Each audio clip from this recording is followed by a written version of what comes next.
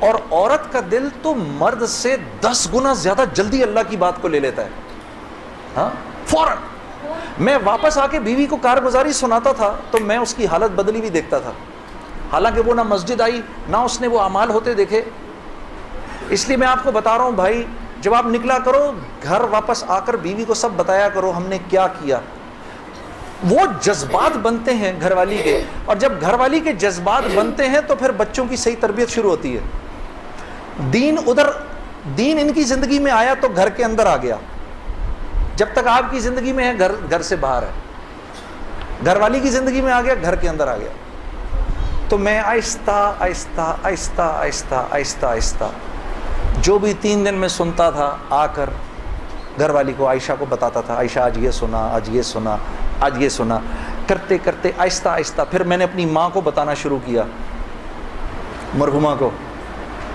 اللہ کی شان، میں آج بھی اللہ کا شکر کرتا ہوں. مجھے موقع محل نہیں تو میں آپ کو کبھی بتاؤں جب میری ماں کا انتقال ہوا تو کیسے ہوا. میرے دل کی دعا ہے اللہ ہر عورت کو دنیا سے ایسے لے کے جائے جیسے ہماری والدہ گئیں. تو وہ میں اپنی ماں کو بتاتا تھا. میری ماں بھی ایک دم، اس نے بھی جلدی جلدی لینا شروع کر دیا. کرتے کرتے میری ماں، ہم سب گھر کی خواتین میں سب سے پہلے میری والدہ پردے میں آ گئیں فوراً.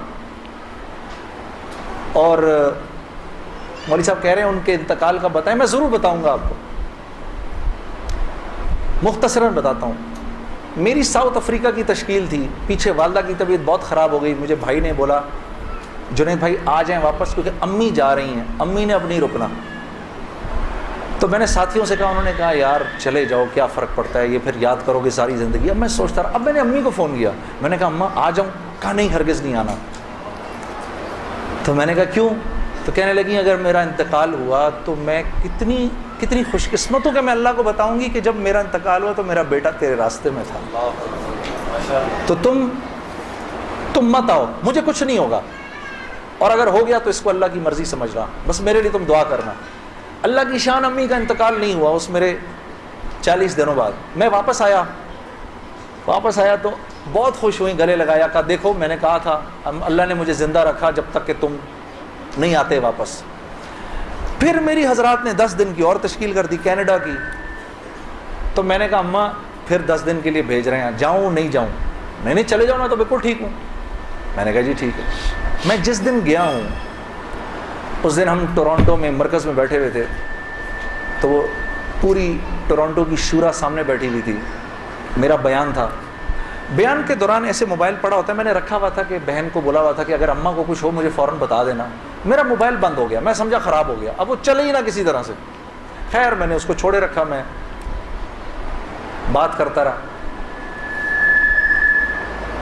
اس کو نہ چھیڑیں، پر چھوڑ دیں اس کو. تو میں نے اس وقت جب میں عشاء کی نماز پہ کھڑا ہوا تو پیچھے سے ساتھیوں نے آ کے بتایا کہ والدہ کا انتقال ہو گیا. میں نے بہن کو فون کیا، کیا ہوا؟ کہتی ہے کہ ابھی فجر کی ہم نے نمازیں پڑھی ہیں، فجر سے تھوڑا سا پہلے انتقال ہوا ہے.